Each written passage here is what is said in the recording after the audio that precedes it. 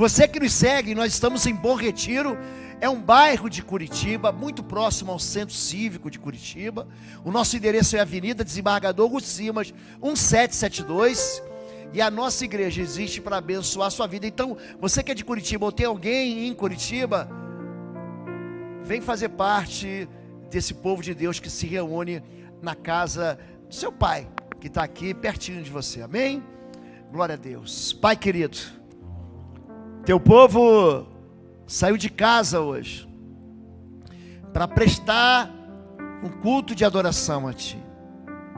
E nesse momento, todas as nossas atenções estão voltadas para a Tua Palavra. Tua Palavra nos enriquece, a Tua Palavra nos dá esperança, a Tua Palavra nos anima, nos desafia.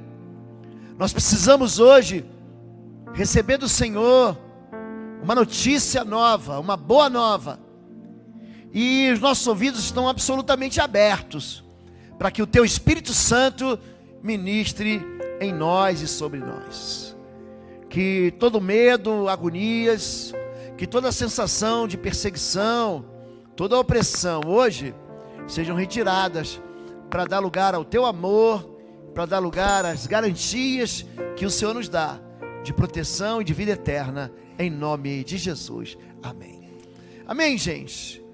Como eu estava dizendo, pela manhã ministramos a respeito de fugitivos espirituais. A Bíblia conta a história de gente que fez oração de fugitivo.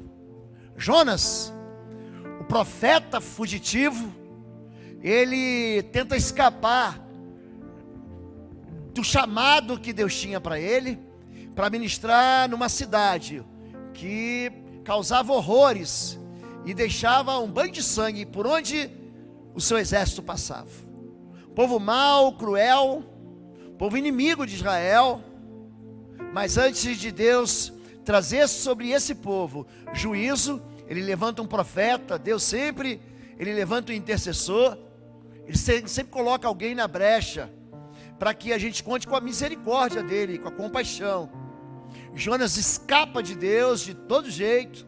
Ele foge, tenta ir lá para a Espanha, lá para Tarsis. Ele pega o caminho para um lado e Deus tinha mandado ele para o outro lado. E quando ele estava fugindo, numa cena épica, mas uma cena extraordinária, ele acaba engolido por um grande peixe. E dentro do grande peixe ele faz uma oração do fugitivo. Jacó, ele cria um monte de problemas na sua casa. Ele tinha uma tensão entre ele e o irmão dele, Esaú, que vai desaguar numa ameaça de morte. O irmão dele jura de morte e ele tem que fugir. Ele se torna um fugitivo lá para as bandas de Padã Arã, terras do tio dele, irmão de Rebeca, sua mãe. Caim, ele foge de Deus. Caim enciumado, Caim desobediente, recebe uma palavra de juízo: maldito és sobre a face da terra, porque a terra abriu a sua boca para beber do sangue do seu irmão. Agora você vai ser fugitivo, errante. Quando você plantar, a terra não vai dar a sua força, e todo aquele que te encontrar vai querer te matar.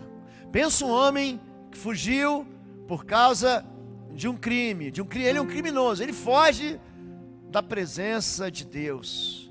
Existe uma mecânica, existe um gatilho de fuga para sempre que a gente tem dor. Tem muita gente que não quer ir no médico porque acha que o médico vai causar dor. Tem muita gente que não toma injeção porque acha que a injeção causa dor, quando na verdade tudo isso é cura para a gente. Quando o médico chega para você, você vai tomar uma injeção, é porque ele está vivendo, você está vivendo a última esperança antes de você ter uma cirurgia invasiva na sua vida. Então ele vai tentar te curar, mas tem muita gente que pensa que a cura é o motivo da dor, mas na verdade são as nossas infecções da alma, são as nossas doenças que fazem a gente escapar. O rapaz, a moça não limpa os dentes direito, não passa fio dental, não usa enxaguante bucal, e ele vai lidando, quem está perto dele sente aquele bafo de tigre louco que ele tem. Ele vai cultivando, abrindo aquelas panelas, aqueles buracos, né? Que depois precisa de obturação. Só que chega uma hora que quando dá canal dói. E não é que o dentista ele faz doer, é você que não cuida disso. E nós falamos sobre maneira como Deus prepara para a gente um local de refúgio. Hoje nós continuamos, a Ucrânia está mandando refugiados para toda a Europa. A Europa recebeu os refugiados da guerra da Síria. A Turquia foi abalada por um terremoto e os números são enormes dos mortos. Isso tudo faz com que aquelas pessoas fujam. O Brasil mandou uma aeronave da Força Aérea para levar pessoas que são especialistas a tirar aqueles que estão debaixo de escombros e trouxe consigo refugiados. Existe um lugar de proteção em Deus, existe um lugar de refúgio em Deus, aonde nós não seremos abalados. E assim diz a palavra do Senhor no Salmo 125.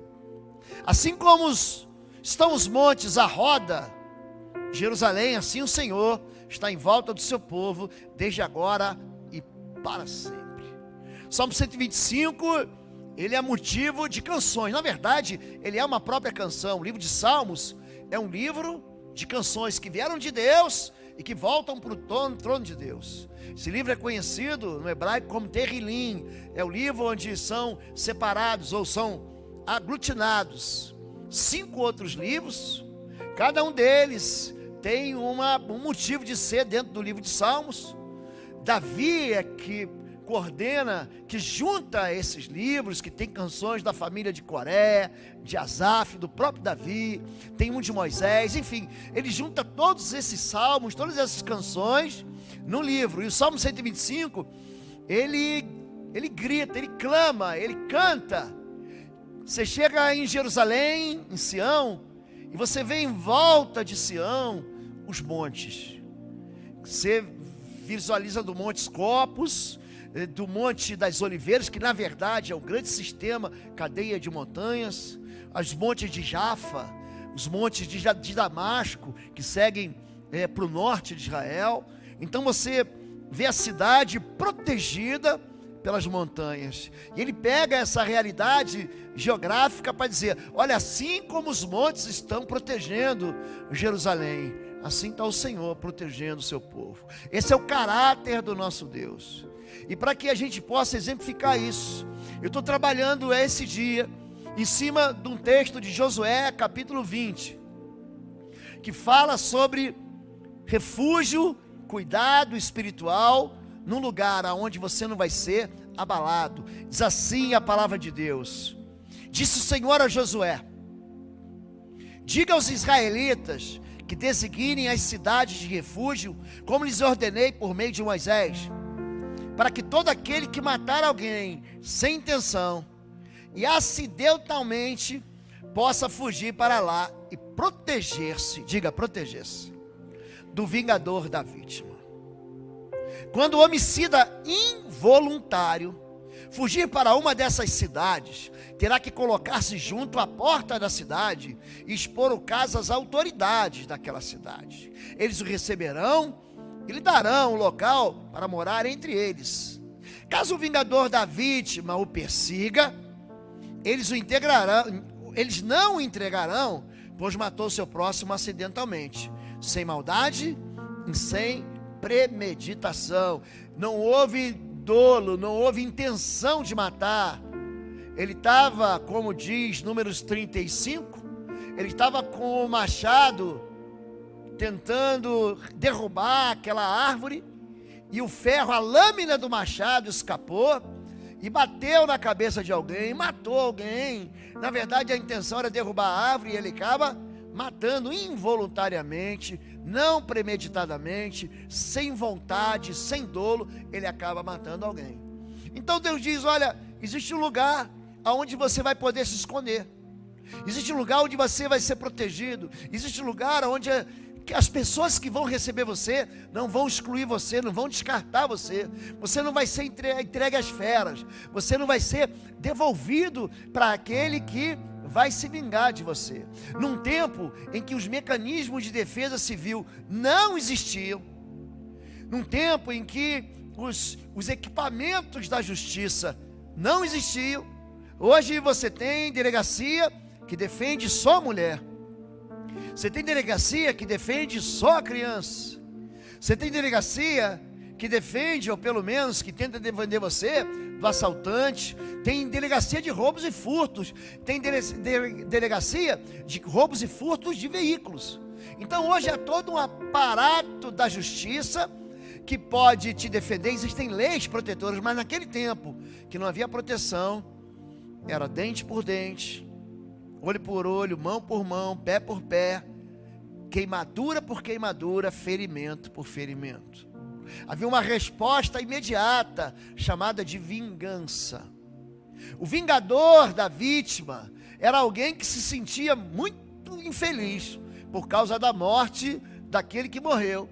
E ele buscava então tirar a dor, matando aquele que agrediu. Mas no caso que a gente está falando aqui, vocês estão entendendo que não é alguém que mata com vontade, é alguém que passa por um acidente e acaba atingindo alguém. Ele continua: todavia, ele terá que permanecer naquela cidade.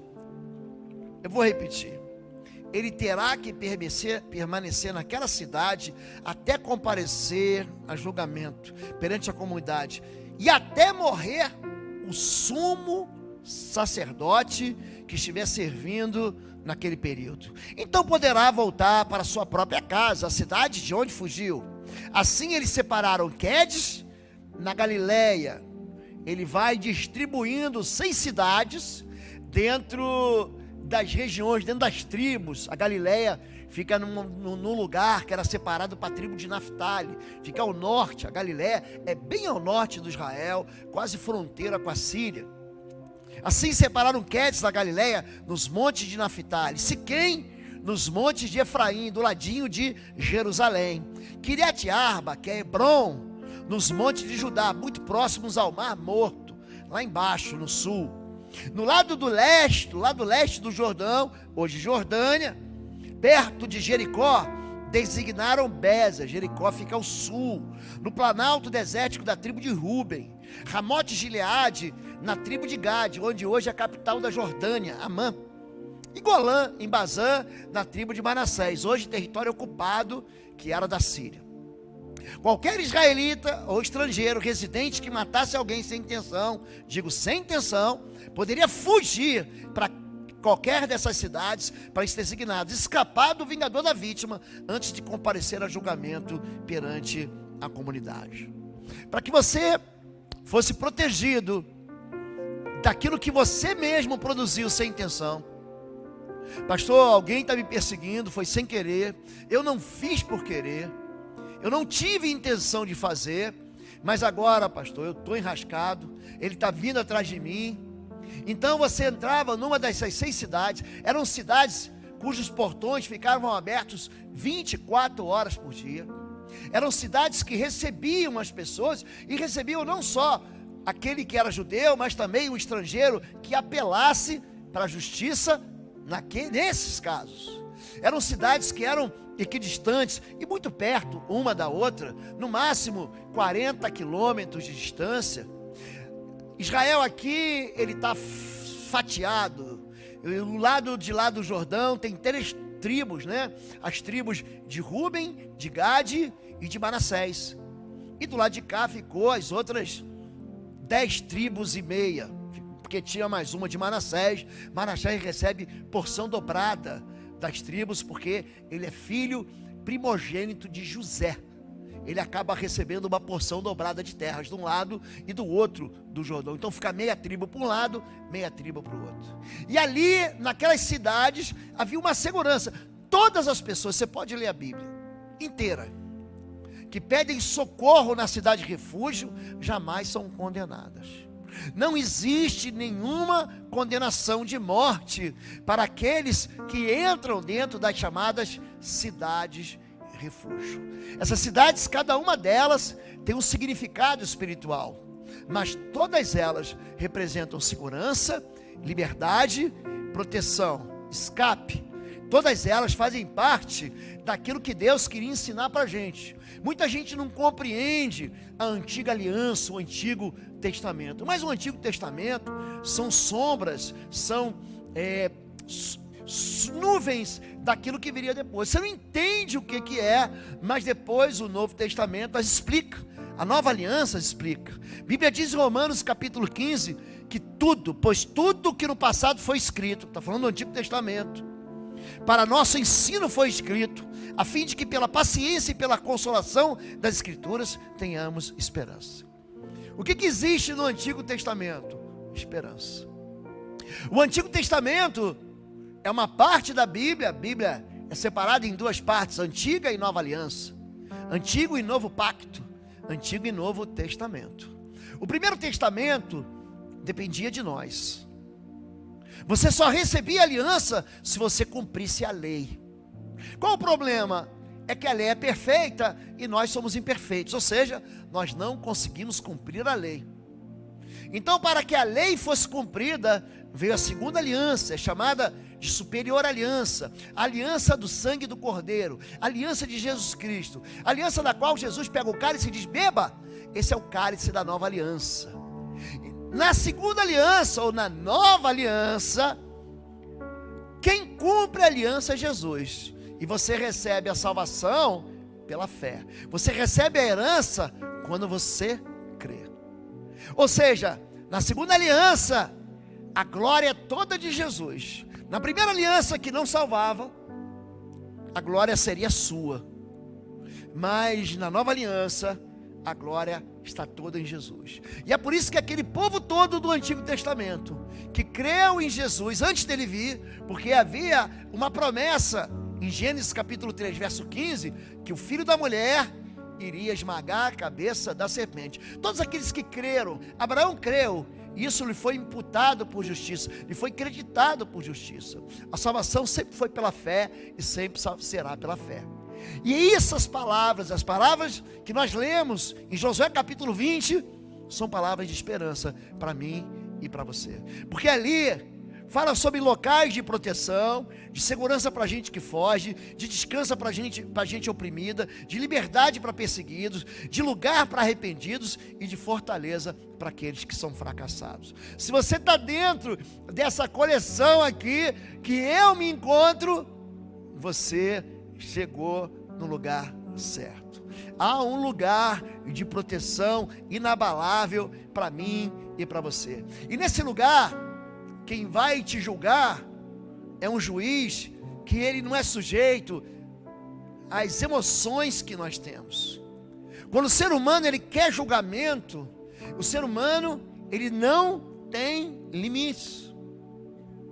Quando você quer que a sua vontade seja cumprida, você quer, tem muita gente que pensa no arrebatamento, acho tão interessante, como um tempo que você vai ser arrebatado e vai falar assim: ah lá, bem feito, aquela minha vizinha, eu falei tanto de Jesus para ela, ah lá, ela queimando no fogo eterno. Gente, esse não é o juízo de Deus. A Bíblia diz, Ezequiel capítulo 18, 20, que a alma que pecar, essa morrerá. O filho não levará a iniquidade do pai, nem o pai levará a iniquidade do filho. A justiça do justo ficará sobre ele, e a impiedade do ímpio cairá sobre ele. Isso derrota qualquer teoria que queira dizer para a gente sobre uma maldição hereditária, na qual eu recebo castigo por causa do pecado dos meus pais. A Bíblia não diz isso. A Bíblia diz que o salário do pecado é a morte. O salário do pecado, Romanos 6, 23, é a morte. O salário é algo que você recebe porque você trabalhou por ele. Ninguém vai te pagar se você não trabalhar. Nós nascemos em pecado e é por isso que todo mundo morre. E porque todo mundo morre, todo mundo é pecador. E porque todo mundo é pecador, todo mundo precisa de Salvador. Eu estava conversando com a igreja hoje pela manhã. Igreja não salva. Igreja batista não salva. Igreja metodista não salva. Igreja católica, apostólica, romana não salva. Igreja mórmon não salva. Igreja testemunha de Jeová não salva. Sabe por quê? Porque nenhuma igreja morreu por você. Foi Jesus Cristo que morreu por você. Nenhum pastor te salva. Nenhum reverendo te salva. Nenhum bispo. Nenhum presbítero. Nenhum diácono te salva. O padre não te salva. O papa não te salva. Porque nenhum desses morreu por você. Mas Jesus Cristo morreu por você. Ele é o seu Salvador. Ele é a sua esperança. Ele é o seu lugar de refúgio. O nosso Deus, Ele tem essa sensibilidade protetora. Salmo 17:8. Guarda-me como a menina do olho, esconde-me debaixo da sombra das tuas asas. Mas nada, pelo menos eu não consigo perceber, mais sensível do que a menina dos olhos. Entra uma poeirinha, né? Você tem aqui a sobrancelha que protege os teus olhos, protege da luz que bate, né? Você tem os cílios, algumas irmãs colocam os cílios postiços agora, né? Desse tamanho, que a gente chama de asa de anjo, né? Ela pisca, você pensa que é um anjo batendo asa perto de você. E tudo isso que a gente tem é para proteger a menina dos olhos. Eu conto uma vez andando de moto, meu capacete aberto, meio aberto, entrou dentro do meu capacete, gente, uma abelha. Imagina você andando de moto e uma abelha.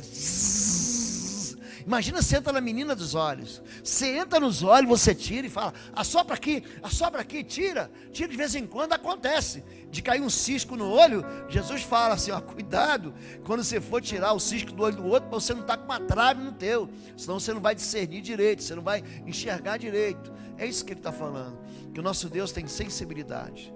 Quando você sofre, Ele sente. A Bíblia diz que existe um muro de Deus ao redor da gente. Zacarias 2:5. Eu mesmo serei. Ele está falando que Ele, Deus, um muro de fogo ao seu redor, declara o Senhor, e dentro dela serei só agora. Então quando você orar, que você pede: Deus, levanta uma cortina de fogo, levanta uma muralha de fogo em volta de nós. É justamente isso que Deus faz. Essa ideia de proteção, essa ideia de cuidado, de guarda. Quando a Bíblia diz: o Senhor é meu escudo e broquel. O broquel é aquela sentinela levantada numa guarita, nas esquinas dos quartéis, nas esquinas das fortalezas, que verifica, que enxerga a chegada do inimigo antes dele estar próximo demais. Ele grita, ele dá o sinal de alarme. É isso que Deus é. Ele é um broquel. Ele é um lugar aonde Ele está atento. É por isso que Ele diz: como em volta de Jerusalém estão os montes, o Senhor está em volta do seu povo. É um muro. E agora, existe uma alegria de Deus em proteger. Tu és o lugar em que me escondo. Tu me preservas da angústia. Tu me cercas de alegres cânticos de livramento. Gente, essa palavra é tão doce aos nossos ouvidos. Um Deus que se alegra em te proteger. Um Deus que diz: deixa comigo que eu vou resolver essa bronca. Deixa comigo que eu vou resolver esse problema.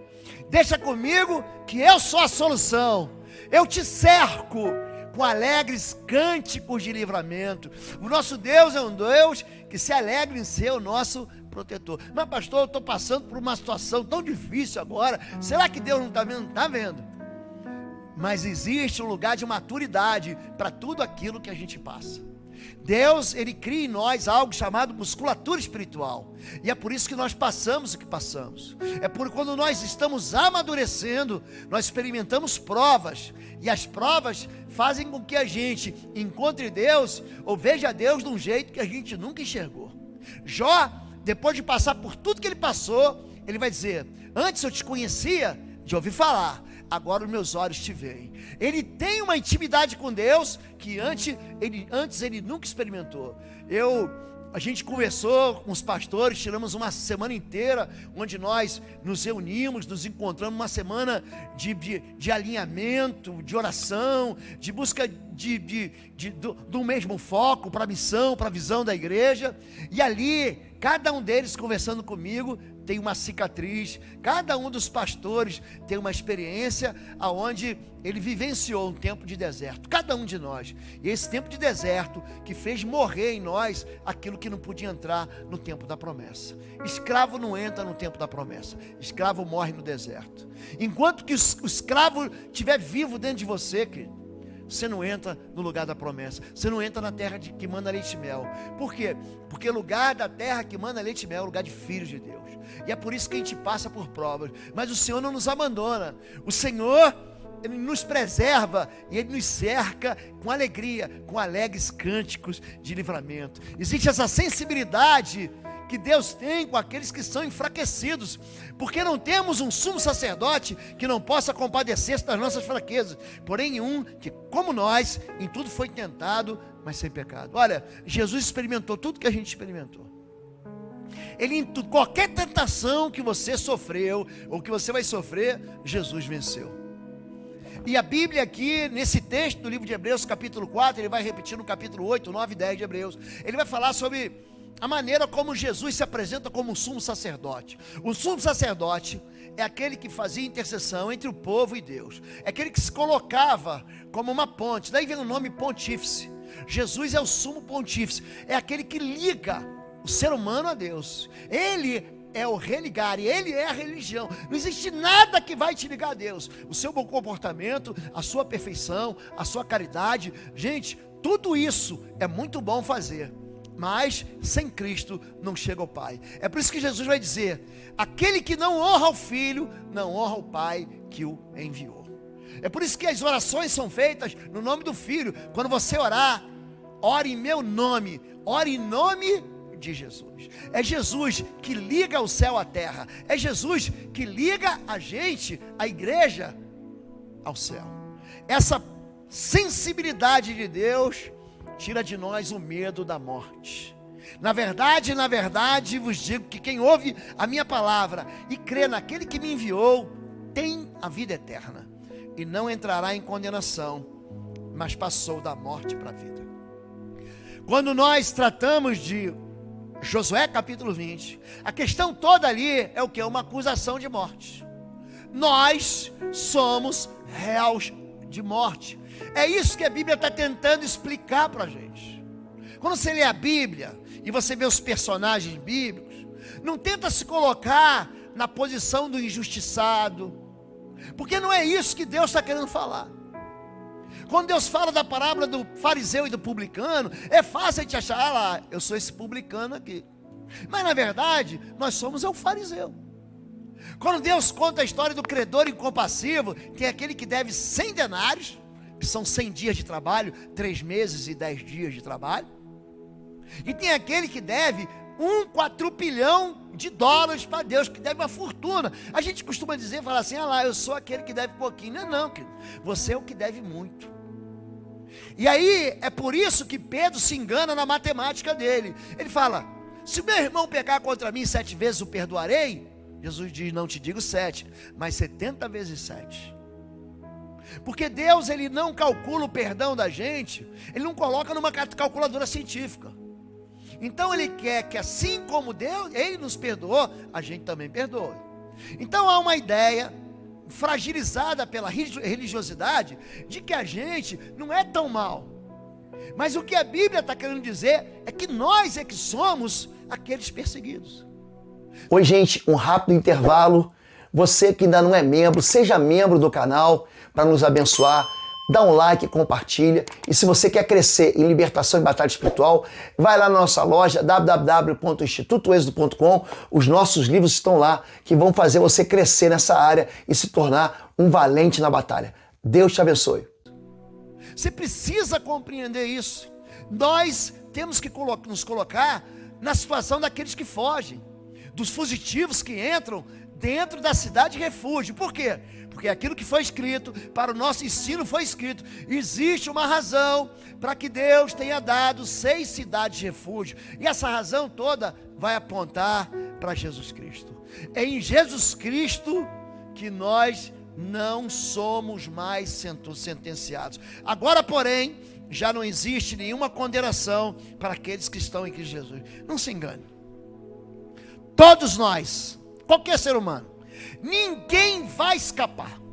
Todos nós vamos comparecer diante do tribunal do Senhor.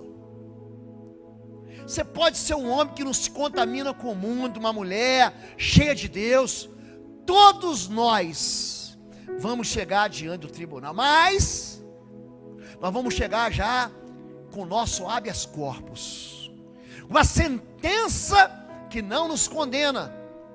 Não haverá condenação. Para quem? Para quem é bonzinho? Para quem é perfeitinho? Haverá condenação. Não haverá condenação para quem está em Cristo. O livro do Apocalipse, encerrando suas páginas, ele vai dizer: eu vi um grande trono branco, e assentado sobre ele, aquele de quem fugiu o céu e a terra, e o inferno deu seus mortos, e o mar deu seus mortos, grandes e pequenos, e todos foram julgados. Apocalipse capítulo 21, verso 11, diz que todos são julgados. Mas existe lugar de segurança. Pastor, eu morro de medo, eu tremo de medo, eu me borro de medo. Um dia eu vou chegar diante de Jesus, as minhas obras vão ser colocadas, a minha vida vai ser colocada diante daquele que vê tudo de maneira transparente. Querido, fique tranquilo. Se você está em Cristo, não há condenação. Essa é uma segurança. Aliás, é a única esperança do ser humano. A gente vive essa vida tentando conquistar coisas. A gente vive essa vida pensando apenas naquilo que a gente pode ganhar, aonde a gente pode ser feliz, onde nós podemos faturar. Gente, existe algo que um dia todo mundo vai experimentar aqui, chama-se morte. E depois da morte vem algo chamado juízo, porque ao homem é dado morrer apenas uma vez, depois disso vem juízo para todo mundo. E é por isso que as cidades de refúgios são um último apelo. Para quem? Para quem está vendo que a sentença de morte vem contra ele. O vingador do sangue, o vingador da vítima, vai vir para te pegar. E ali você está seguro. Mas a proteção somente dentro da cidade. Números 35, 26, que é replicado em Josué capítulo 20, de 1 a 20, porém se de alguma forma o homicida saía dos limites da cidade de refúgio, onde se tinha acolhido, e um vingador do sangue o achar fora dos limites da cidade, seu refúgio, e o matar, não será culpado do seu sangue. O vingador não pode te tocar enquanto você está dentro da igreja. O vingador não pode te tocar enquanto você está em Cristo. Tem muita gente que fala assim: não, eu estou em Cristo, mas não estou na igreja. Mentira. É impossível você estar em Cristo e fora da igreja, porque Cristo é o cabeça da igreja. A igreja é o corpo de Cristo. Se você está afastado do corpo, Jesus não está governando a sua vida. A sua vida está distante de Deus, e você está sujeito ao ataque daquilo que a gente chama de vingador de sangue. A Bíblia aqui é muito clara, gente.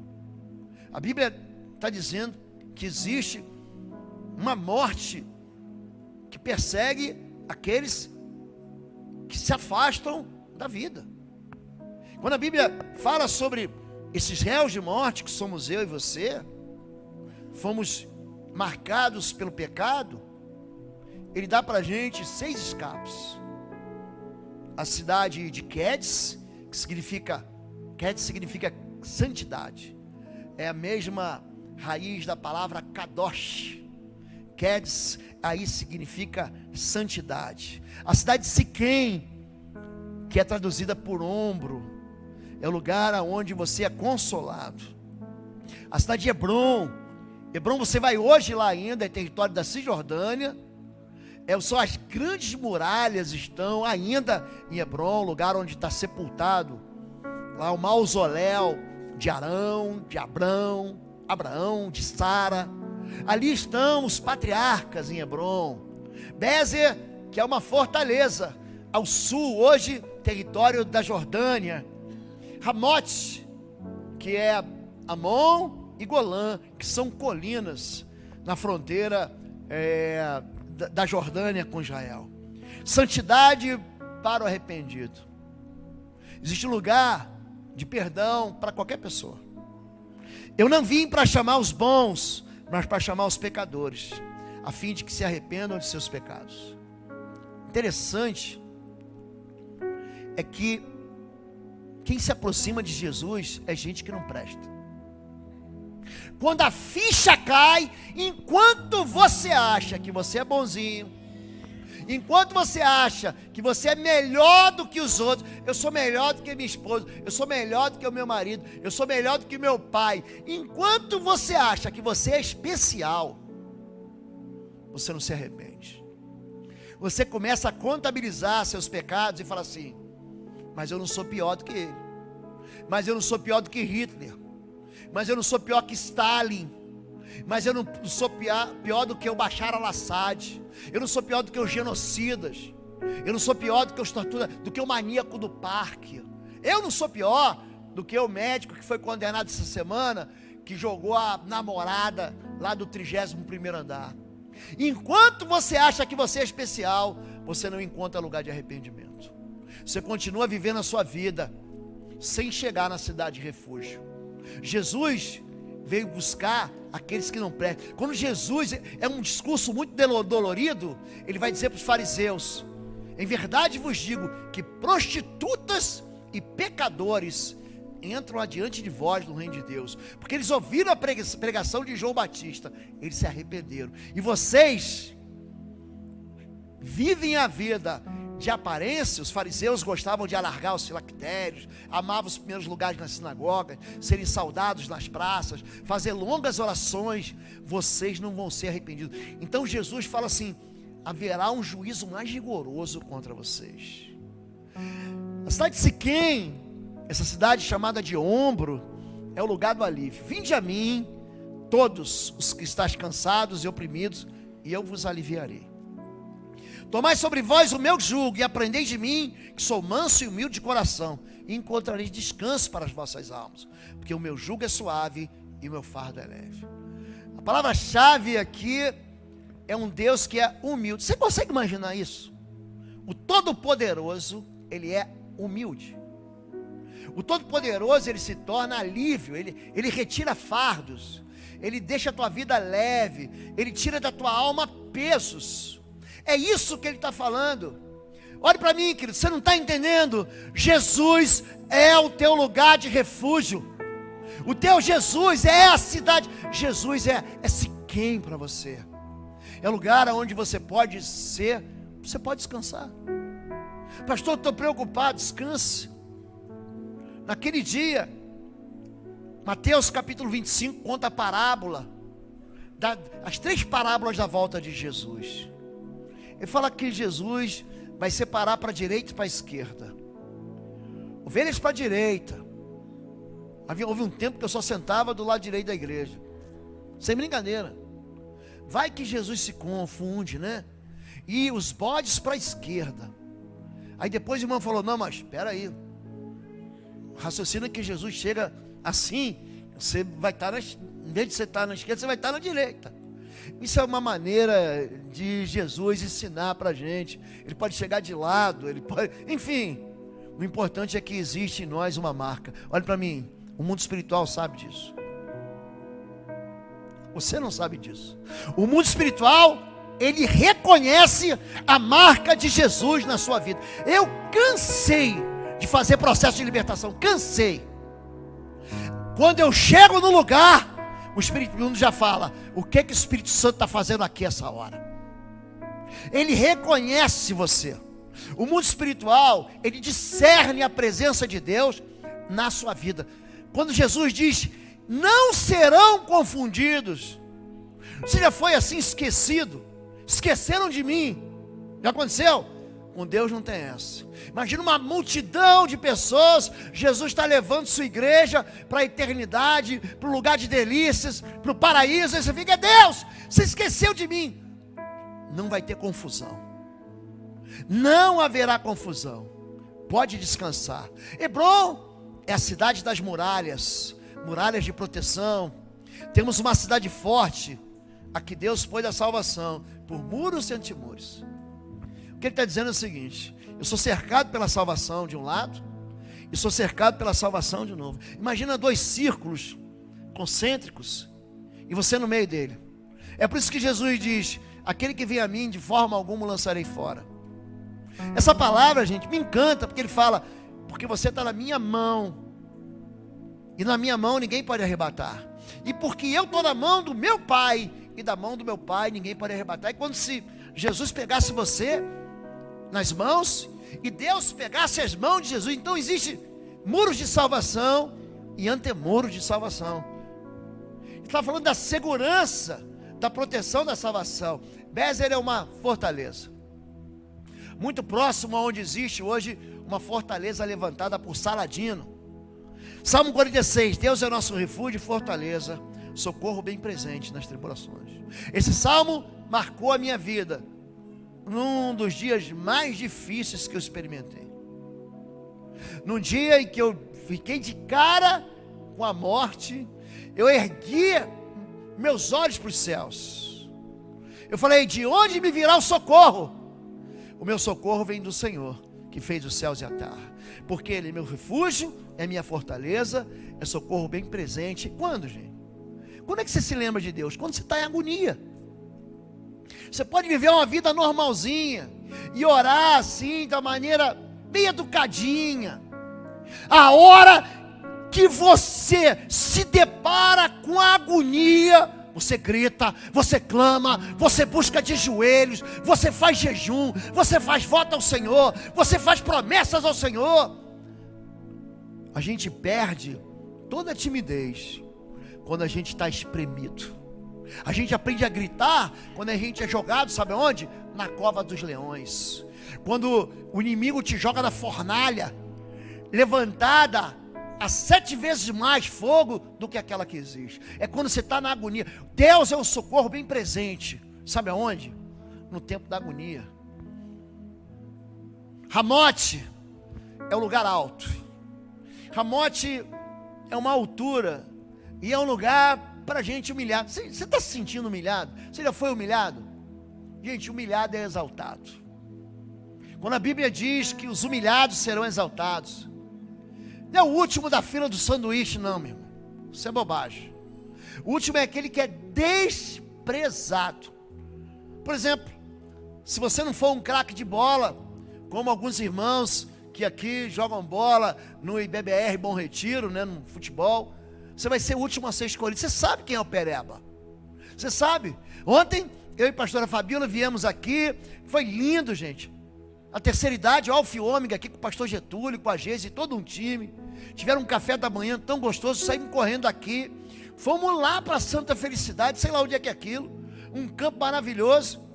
Pastor Igor, maior covardia contra ele. Botaram um time forte contra o time dele. Não, ele foi profissional. Fizeram mesmo. Aí eu fiquei olhando assim. Quem é que fica de fora? Pereba, rejeição. Eu fiquei olhando assim, estava quem? Jonas, acho que o Jonas estava pela manhã no culto. Então a turminha que ficou lá fora. Depois a gente vê por que ele fica no banco. Porque ele é o último. Ele é o último a ser escolhido. Vai o Neymar e o Messi, o Paraíba. Vão escolhendo os craques, os goleiros. O perna de pau fica para fora. Ele é esquecido. Ele é descartado. Ele é lixo. A natureza marca, pastor. Você já se sentiu assim? Humilhado? Você que é humilhado, quando você chega na presença de Deus, humilhado é exaltado. Deus pega o humilhado e faz ser governador do Egito. Deus pega o humilhado e faz teu nome sobre todo nome. E por último, Golã. Golã significa escape.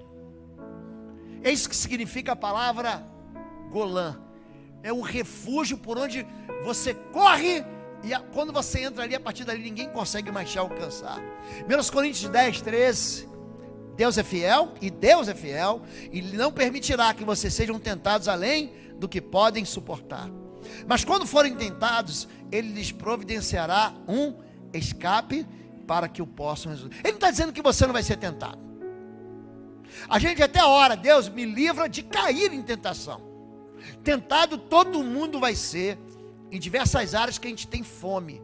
Eu já expliquei que a tentação é uma maneira, é assim que o diabo é chamado, o grande tentador. Ela seduz você a experimentar um sabor por um caminho ilícito.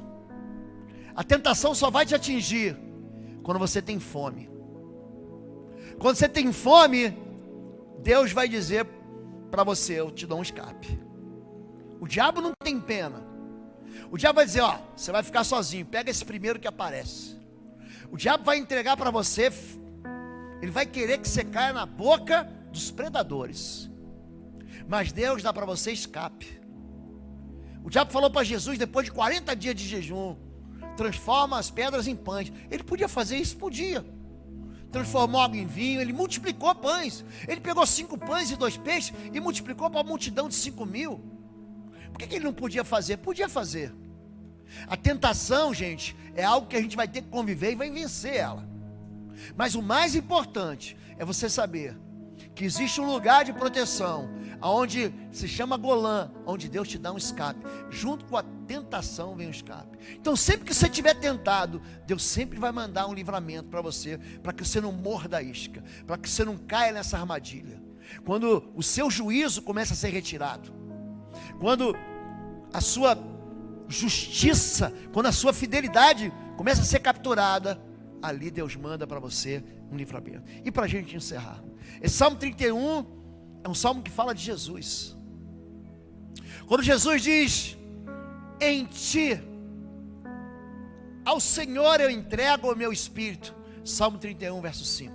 Mas diz assim: em ti, Senhor, me refugio. Nunca permitas que eu seja humilhado. Livra-me pela tua injustiça. Inclina os teus ouvidos para mim. Vem livrar-me depressa. Ser minha rocha de refúgio, uma fortaleza poderosa para me salvar. Sim, tu és a minha rocha e a minha fortaleza. Por amor do teu nome, conduze-me e guia-me. Tira-me da armadilha que me prepararam, pois tu és o meu refúgio. Jesus é o teu refúgio. Jesus é essa cidade forte.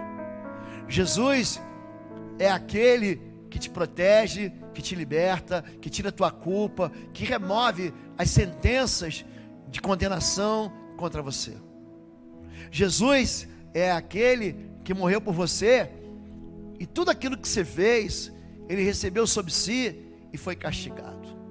Daqui a pouco, aliás, eu já ia falar da Páscoa, nem chegou o carnaval ainda, mas a Páscoa, ela fala de uma festa no funeral.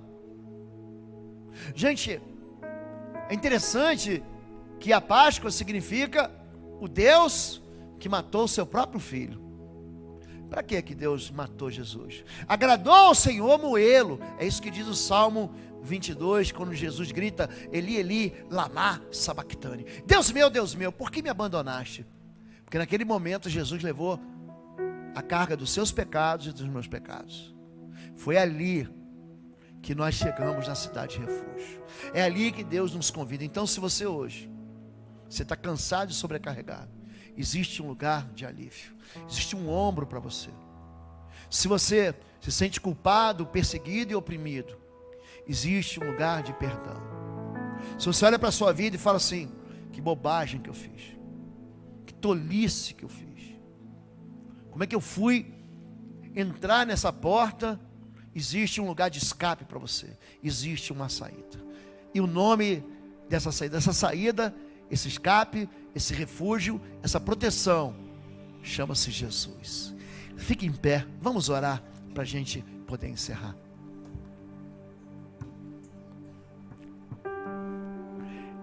Essa palavra, ela confronta a gente. Eu queria muito dizer assim, da alegria que eu tenho de ter vocês aqui em Bom Retiro.